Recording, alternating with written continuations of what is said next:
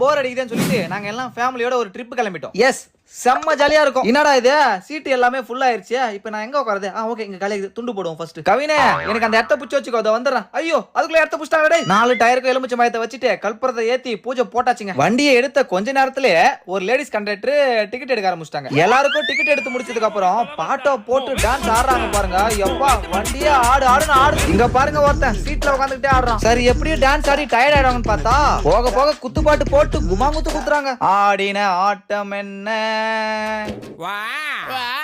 ஆடுன ஆட்டத்துல வாந்தியே வந்துருச்சுங்க. வாந்தி வந்த அடுத்த ஸ்டாப் மகாபலிபுரம் வந்துட்டோம். அப்படியே அக்கா பொண்ணு கையை பிடிச்சிட்டு போயினே இருந்தா, கேமராமேன் சூப்பரா எடுங்க, இவங்க தான் இப்போதைக்கு நமக்கு டெம்பரரி கேமராமேன். இங்க பாருங்க, லைனா வர இந்த மொத்த கூட்டமே எங்க ஃபேமிலி தான். லைட் ஹவுஸே ஹவுஸ்ஃபுல்லா இருந்துறாப்பா. ஒரு மாதிரி ஜாலியா தான் இருந்துச்சு. பட் என்ன, வெயில் தான் போட்டு மண்டைய பொளந்துருச்சு. அப்புறம் இன்னொரு விஷயங்க, மகாபலிபுரத்துல நம்ம குருவிஸ் நம்மள பாத்துட்டாங்க. போட்டு ஒரு மாதிரி நசுக்கி பிசுக்கி புஞ்சி எடுத்துட்டானுங்க. பட் ஆனா மொத்த அன்பும் ஒரே இடத்துல வேற மாதிரி